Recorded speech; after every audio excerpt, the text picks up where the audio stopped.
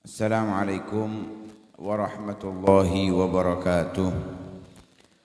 Bismillah walhamdulillah wassalatu wassalamu ala rasulillah sayyidina wa maulana Muhammad ibn Abdullah wa ala alihi wa sahbihi wa man walah wa la hawla wa la quwata illa billah subhanallah walhamdulillah wa la ilaha illallah allahu akbar wa la hawla wa la quwata illa billahil alil azim. Adada kulli harfin kutiba au yuktabu abadal abidin wa dahrad dahilin. Subhanaka la ilma lana illa ma 'allamtana innaka antal alimul hakim. Nawayna ta'alluma wa ta'lim wan naf'a wal intifa'a wal mudzakarata wa tadhkir wal ifadata wal istifadah wal hatha 'ala tamassuki bi kitabillahi wa sunnati rasulih wad du'a'i ilal huda wad dilala 'alal khair ibtigha'a wajhillahi wa mardatihi wa qurbihi wa thawabihi subhanahu wa ta'ala. Qala al-musannifu rahimahullahu wa nafa'ana bihi wa bi'ulumihi wa ulumikum wa ulumi sa'ir salihin amin fi kitabihi risalatul mudzakarah ila an qal wattaqwa wasiyatullahi rabbil alamin lil awwalin wal akhirin. Qala Allah Ta'ala wa laqad wasayna alladhina utul kitaba min qablikum wa iyyakum an ittaqullaha wa fil amri bittaqwa qala Allah Ta'ala ya ayyuhan nasu ittaqu rabbakum alladhi khalaqakum min nafsin wahidah al-ayah. Wa qala subhanahu wa ta'ala ya ayyuhalladzina amanu ittaqullaha wa qulu qawlan sadida. Wa qala azza wa jal ya ayyuhalladzina amanu ittaqullaha haqqa tuqatih wa la tamutunna illa wa antum muslimun. Wa qala ta'ala fattaqullaha mastata'tum ay istafrighu taqata wal imkana fi dhalik la yukallifullahu nafsan illa ma ataha wal ayatu fil amri bittaqwa katsiratun.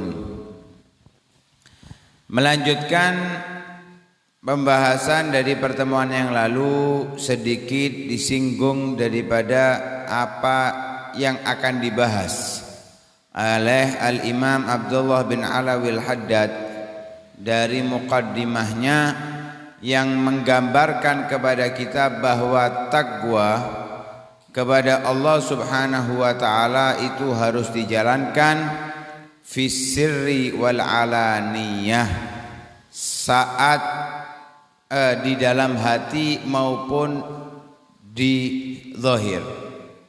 Sebagaimana di dalam kitab Bidayatul Hidayah oleh Al-Imam Al-Ghazali dijelaskan takwa secara zahir dan takwa secara batin.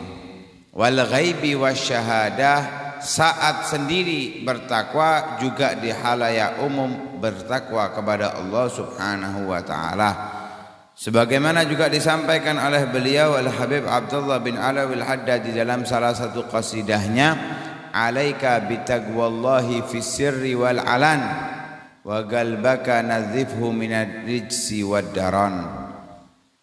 Sudah selayaknya, sepantasnya atau kewajiban bagimu untuk selalu bertakwa kepada Allah di dalam sir, rahasia hati, wal alan dan secara zahir. Wa qalbaka nadzifhu minar rijsi wad daran. Bersihkan, sucikan hatimu daripada kotoran dan hal yang membuat rusak. Sehingga para ulama melihat keutamaan, keagungan, kebesaran, kedudukan takwa di dalam agama, mereka selalu di dalam khutbahnya, di dalam wasiatnya, di dalam nasihatnya mengedepankan dalam ketakwaan. Bahkan ketika mereka dimintai wasiat, mereka ringkas wasiatnya dengan takwa kepada Allah. Ini enggak panjang-panjang, cukup dengan ittaqillah. Itu sahabat sering ketika mengucapkan ittaqillah. Nabi pun juga ittaqillah. Dalam beberapa riwayat hadis dikatakan demikian. Kenapa kok demikian? Jelas. Takwa kedudukannya sangat tinggi sampai wajib di dalam khutbah Jumat untuk menyebutkan wasiat dengan ketakwaan. Walaupun tidak harus dengan lafaz usikum wa nafsiya bitaqwa atau semisalnya. Alhasil di situ ada penekanan kewajiban untuk menyebutkan wasiat tentang ketakwaan kepada Allah Subhanahu wa taala. Mengapa? Karena wattaqwa wasiyatullahi rabbil alamin lil awwalina wal akhirin. Karena takwa adalah wasiatnya Allah. Wasiatnya Allah yang diberikan, yang mana Allah adalah Rabbil Alamin, Tuhan alam semesta, yang menciptakan manusia, jin, malaikat dan semua makhluk. Kalau di dalam kitab Risalatul Jami'ah itu disebutkan khalaqas samawati wal ardh. Allah menciptakan langit dan bumi. Disebutkan dua ini kenapa? Li'annahuma a'zamul makhluqat lin-nazir. Bagi yang melihat secara kasat mata, makhluk yang terbesar adalah langit dan bumi. Padahal kalau dibandingkan secara ilmu geografis ya, itu bumi itu kalau dibandingkan dengan planet-planet lain masih jauh. Saturnus atau Venus atau Mars dan semisalnya itu masih kalah gede bumi ini. Apalagi dibandingkan dengan matahari. Karena apa-apa nih. Tapi kenapa kok dikatakan a'dzamul makhluqat lin-nadir? Ya, secara kasat mata kita ini gak ketok pucuke bumi. Ya. Jarak pandang kita kalau kita lihat bumi ini kok gede padahal gak ada apa-apanya. Lebih lagi langit. Kita ngelihat sini ketok itu langit padahal itu belum langitnya itu masihan. Ya, belum langitnya itu kelihatannya langit. Barang kita paran yo sik tutup-tutup. Itu saking besarnya, saking luasnya. Lah Allah Tuhannya mereka semua yang menciptakan alam semesta. Berwasiat untuk siapa? Lil awalin, orang-orang terdahulu. Dari zaman Nabi Adam. Wal akhirin sampai zaman sekarang sampai hari kiamat kelak. Jadi seluruh zaman diwasiatkan oleh Allah Subhanahu wa taala, diberi wasiat untuk selalu berbuat takwa. Karena itu Allah Subhanahu wa taala berfirman dalam ayat Al-Qur'an, walaqad wassaynal ladzina utul kitaba min qablikum wa iyyakum anittaqullah. Benar-benar kami, maksudnya Allah, wasaina berwasiat alladzina kepada orang-orang utul kitaba yang diberi kitab. Yang dimaksud ahlul kitab, al-yahud wan nasara. Min qablikum, ahlul kitab itu dari orang-orang sebelum kalian. Ya bukan al-yahud wan nasara tok. Yang diberi kitab Zabur, Taurat, Injil, kemudian Suhuf yang diberikan kepada Nabi Adam, Nabi Syith, Nabi Idris dan seterusnya. Berarti dari zaman Nabi Adam,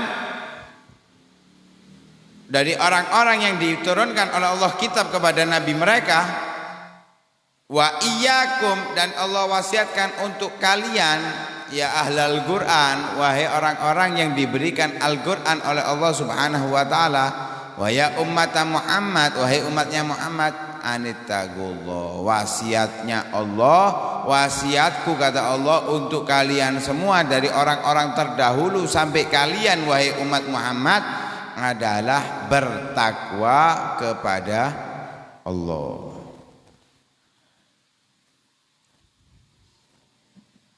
Wa fil amri bittaqwa qala Allah taala. Di dalam perintah untuk takwa yang mana itu adalah bentuk wasiat dari Allah. Allah Subhanahu wa taala berfirman, "Ya ayyuhan nasu taqu rabbakumul ladzi khalaqakum min nafsin wahidah." Wahai orang-orang yang wahai manusia, bertakwalah kalian kepada Tuhan kalian yang menciptakan kalian dari satu jiwa, yaitu Nabi Adam. Jadi, bertakwalah kalian kepada yang menciptakan kalian dari satu jiwa, Nabi Adam. Kalau disambung ayatnya, wa khalaqa minha zaujaha, dan bertakwalah kepada Allah yang menciptakan minha dari satu jiwa itu zaujaha, pasangannya. Wa batha minhuma rijalan katsiran wa nisaa, dan berbenih dari keduanya ini banyak laki-laki dan perempuan. Wattaqullaha alladzi tasaaluna bihi wal arham, dan bertakwalah kalian kepada Allah yang kalian akan dimintai pertanggungjawaban. Wal arham, dan jugalah jagalah tali silaturahim. Alhasil di dalam ayat ini syahidnya yang perlu digarisbawahi bahwa Allah memerintahkan manusia dari zaman Nabi Adam sampai kita untuk selalu bertakwa kepada Allah Subhanahu wa taala. Karena apa? Karena dialah yang menciptakan kita. Wa qala subhanahu wa ta'ala, Allah juga berfirman di dalam ayat yang lain, ya ayyuhalladzina amanu taqullaha wa qulu qawlan sadida. Wahai orang-orang yang beriman, bertakwalah kalian kepada Allah dan katakan perkataan yang benar, perkataan yang jujur, perkataan yang lurus. Tadi yang diperintahkan adalah orang-orang yang beriman. Jadi kalau kita ngaku beriman, ya kita harus bertakwa karena menjalankan perintah Allah Subhanahu wa taala. Sebetulnya ayat selanjutnya menggambarkan yuslih lakum a'malakum wa yaghfir lakum dzunubakum. Kalau kita bertakwa dan mengatakan perkataan yang lurus, yang benar, yang jujur, Allah akan memperbaiki amal ibadah kita dan Allah akan mengampuni dosa-dosa kita.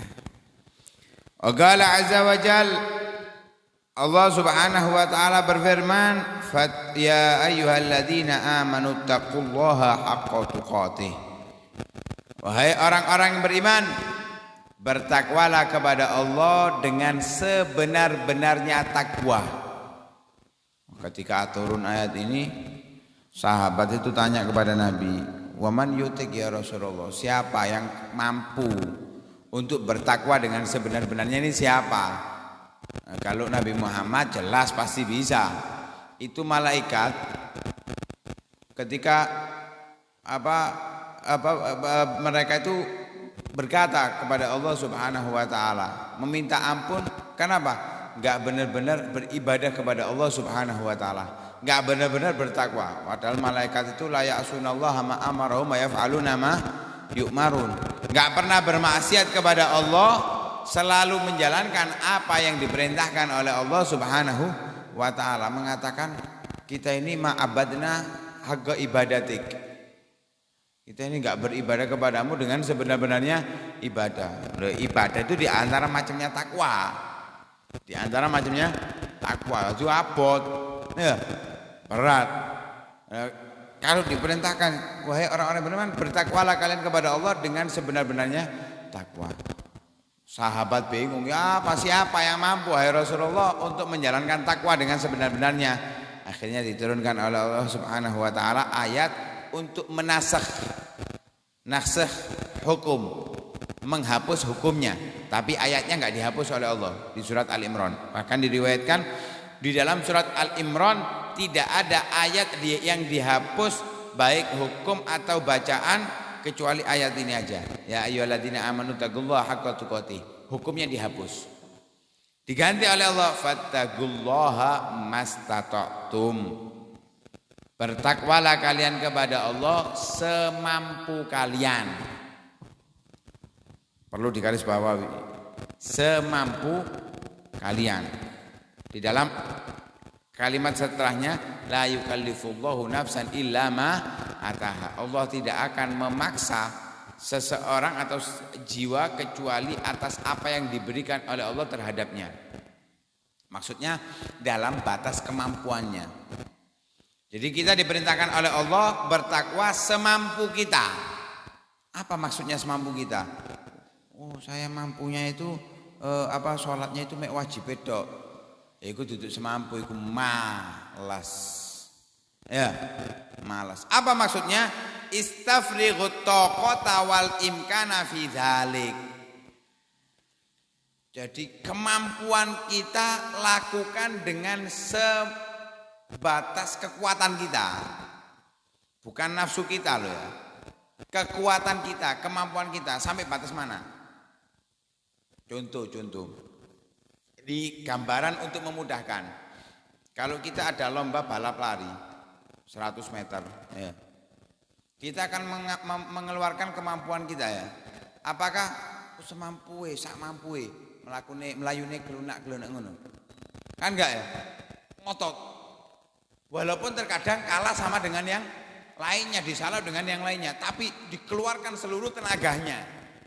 Ya, itulah orang yang melakukan dengan kemampuan. Bertakwa atas kadar kemampuan. Jadi dikeluarkan seluruh usahanya untuk melakukan itu. Tapi dalam batas yang memungkinkan untuk dia lakukan. Tidak dipaksa lebih daripada yang tidak dimungkinkan. Karena itu diceritakan salah satu istrinya Nabi, kalau nggak salah namanya Zainab. Itu saking getolnya ibadah kepada Allah. Beliau ini ketika malam buat tali. Ya, buat tali. Buat apa? Kalau sudah nggak kuat, pegangan. Jadi dipaksa untuk tetap sholat. Waktu malam itu kalau nggak kuat pegangan. Ketika Nabi ngelihat apa ini, dipotong oleh Nabi.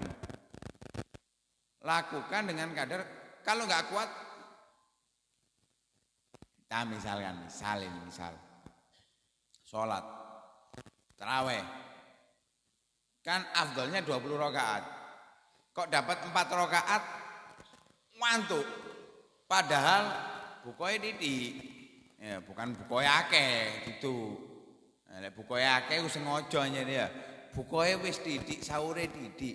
Kok tetep sik ngantuk? Ya sik ngantuk ae, gak kuat moto. Wabot. Dapat 4 rakaat kok ngantuk. Sudah jangan dipaksa. Istirahat toh. Engko bengi tambah ono. Lu gak berjamaah eman. Sholat tarawih itu dari awalnya nggak berjamaah. Yang mengadakan berjamaah itu adalah Sayyidina Umar. Daripada kamu memaksakan, akhirnya besok nah itu salah. Jadi lakukan semampunya, ngantuk istirahat. Wis ilang ngantuk, lek ngaji aja ngantuk terus. Ayo, akhirnya ceramah ijen lek ngantuk terus ya. Ceramah ijen. Karena itu keluarkan seluruh tenaga untuk melakukan di dalam batas kemampuan kita. Jangan dipaksa lebih dari batas, tapi jangan santai-santaian.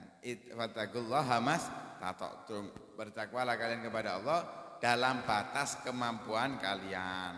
Kalau sebenar-benarnya takwa gak bisa. Karena itu Allah sudah mengingatkan dari sebelumnya di dalam awal muqaddimah, di dalam ayat Al-Quran disebutkan inna akramakum indallahi atqakum.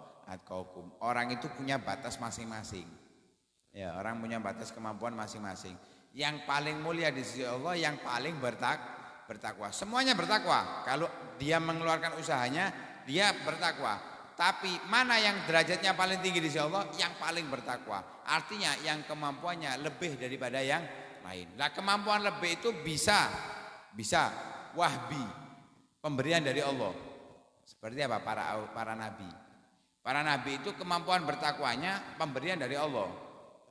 Selain mereka juga berusaha menjalankan perintahnya Allah, tapi mereka juga mendapatkan dari Allah Subhanahu wa taala. Dan ada beberapa manusia selain para anbiya, mereka juga mendapatkan hal ini, keistimewaan ini. Ada yang bil kasbi, dengan usaha. Jadi dia menjadi yang termulia karena usaha. Selain itu pemberian Allah. Jadi jangan dihilangkan. Oh, itu usahaku. Oh, tetap pemberian Allah. Kak dikai kemudahan Allah nggak mampu ya. Tapi ada orang itu memang dari lahir sudah untuk takwa itu koyo dalane. Nang maksiat koyo ada penghalangnya. Kalau kita kan enggak. Ya, kalau kita kan tipe-tipe yang harus dengan usaha kita. Walaupun itu pemberian dari Allah Subhanahu wa taala. Jadi kita harus mengerahkan supaya kita menjadi yang termulia daripada hambanya Allah Subhanahu wa taala dengan bertakwanya kita kepada Allah Subhanahu. Semuanya bertakwa, tapi yang finish terdepan adalah yang tertinggi derajatnya, yang mendapatkan pahala terbesar adalah yang paling bertakwa di antara mereka. Nah, karena itu Nabi sendiri juga mengatakan wa ana atqakum lah. Aku yang paling bertakwa di antara kalian kepada Allah Subhanahu wa ta'ala. Wal ayat fil amri bittaqwa katsiratun. Ayat-ayat Al-Qur'an yang memerintahkan di dalam ayat tersebut untuk kita bertakwa kepada Allah sangat banyak. Nah, ini cuplikan itu yang diambil hanya 4. Itu pun yang satu dinasakh hukumnya.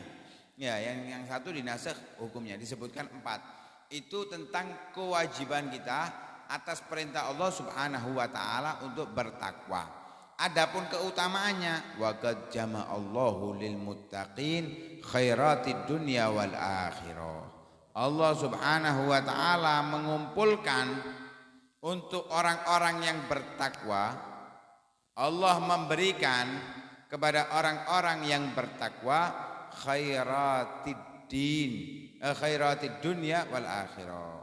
Kebaikan-kebaikan secara duniawi maupun kebaikan-kebaikan secara ukhrawi. Biasanya orang itu kalau berbuat baik antara ia mendapatkan balasan di dunia, enggak mendapatkan di akhirat, antara juga dia mendapatkan di akhirat, enggak mendapatkan di dunia. Kalau orang-orang yang bertakwa dua-duanya dapat. Loh, ada tak dibalas di dunia, di akhirat enggak dibalas. Orang kafir. Orang kafir kalau banyak amal kebaikannya, loh iso tak bisa. Mereka berdonasi kepada fuqara wal masakin, membangun rumah sakit misalkan untuk gratis fakir miskin. Mungkin di antara yang dibantu adalah orang Islam. Enggak menutup kemungkinan dibalas oleh Allah, dibalas. Tapi ya bukan di akhirat, ya di dunia. Ada orang kafir dibalas di akhirat. Siapa? Abi Lahab. Diazab di neraka. Iya, tapi diringankan azabnya, dibalas oleh Allah kebaikannya. Ya, tetap dibalas oleh Allah kebaikannya. Walaupun dia di nas Al-Qur'an masuk dalam nerakanya Allah Subhanahu wa taala, tapi setiap Senin diringankan azabnya karena memerdekakan satu budak. Sebab bahagia dengan kelahiran Nabi Muhammad sallallahu alaihi dibalas oleh Allah di akhirat, tapi enggak banyak. Pada umumnya orang kafir yang mereka beramal baik, dia dibalas oleh Allah kebaikan di dunia, tidak di akhirat. Sebaliknya orang yang beriman, mereka balasan inti itu di akhirat. Balasan intinya ada di akhirat. Terkadang ada yang dibalas di dunia. Kalau orang yang bertakwa di dunia dia dapat, di akhirat dia dapat. Apa? Famin dzalika al-makhraju minasyiddah warizqu min haitsu la yahtasibun. Di antara kebaikan dunia dan akhirat yang diberikan oleh Allah Subhanahu wa taala adalah keluar solusi dari kesulitan dan rizki tanpa mereka sadari dari mana arah datangnya. Dalam ayat Al-Qur'an Allah Subhanahu wa taala berfirman, Wa man yattaqillaha yaj'al lahu makhraja. Wa may yattaqillaha yaj'al lahu makhraja wa yarzuqhu min haitsu la yahtasib. Sini dikasih syarat. Wa man yattaqillaha, dan barang siapa yang bertakwa kepada Allah, yaj'al lahu makhraja, Allah buatkan untuknya jalan keluar, solusi dari kesulitan. Wah, terkadang disalahgunakan ayat ini. Ya, saya ini tak marikno dhisik urusanku, marang ngono aku tak ibadah sing genah. Kuwalik. Keliru. Allah sudah mengatakan yang bertakwa Allah selesaikan urusannya. Allah kasih jalan keluar daripada masalahnya. Sik tak marikno dhisik, mari ngono ibadahku tak totohi. Keliru, toton dhisik ibadahmu. Jalan keluar akan diberikan oleh Allah Subhanahu wa taala. Ini ceritakan, ada datang ke ulama seperti itu. Ini saya nanti ini kalau naik jabatan ini nanti iso tambah semangat pengajian, taklimnya tambah semangat. Kualik semangat atau pengajian, engko munggah jabatan. Ya. Munggah jabatane iku metu teko pekerjaane kerja dhewe kan munggah jabatan ya, dadi teko pegawai dadi juragan. Walaupun penghasilannya tambah di ya. Arep wis pokoke munggah jabatan. Ini gak iso tak malikno saiki, lek tak malikno dhisik iki bahaya. Akhire ku gak ngaji dhisik aku gak iso melok pengajian dhisik. Tak marikno dhisik urusanku iki. Kon mari urusanmu ya gak kira ibadah. Iku pun lek mari akeh-akehne gak mari kabeh, gak ibadahe ya gak urusane. Genakno, benarkan takwa kita sesuaikan dengan apa yang diinginkan oleh Allah dan Rasulnya, jalan keluar akan ketemu, akan datang kepada kita semuanya dari Allah Subhanahu wa taala. Wa yarzuqhu min haitsu la yahtasib. Dan Allah akan memberinya rezeki dari sekiranya ia tidak mengira. Mbok bentuk rezekine gak dikira atau datangnya tidak ia kira. Jadi masalah rezeki jangan bergantung dengan pekerjaan yang kita lakukan. Jangan sesekali kita bergantung dengan pekerjaan yang kita lakukan. Kadang orang-orang ini terfokus dengan pekerjaannya. Yus iki gawe uripku iki, mata pencaharianku. Bukan dia yang ngasih rezeki, Allah yang ngasih rezeki. Kita kerja ini rezekinya teko dalan liyane. Contoh, kasih gambaran. Kita kerja. Gak itu bayaran atau bayaran gak metu-metu. Melok tahlilan itu berkatan. Itu kan rezeki. Jalurnya lewat mana? Lewat pekerjaan kita? Bukan. Ini jalurnya. Jangan dikira itu bukan rezeki. Orang nggak sadar kalau itu adalah rezeki dari Allah Subhanahu wa taala. Atau pikirannya rezeki kita. Ya.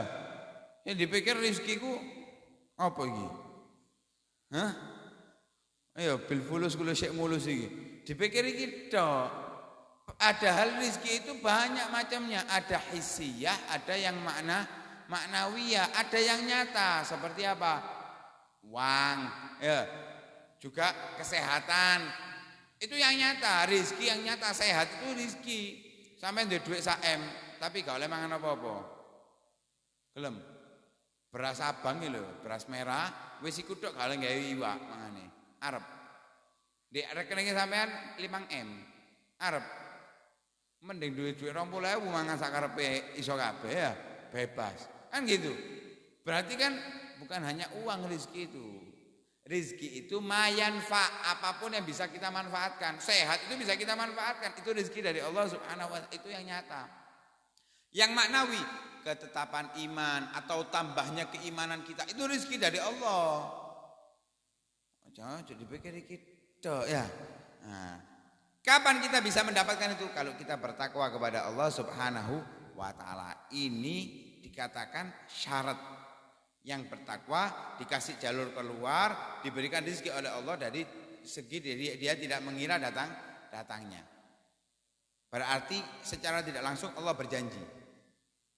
Allah berjanji kalau ada yang bertakwa, jalan keluar, ini solusi, ini rizki dariku, kata Allah Subhanahu wa taala.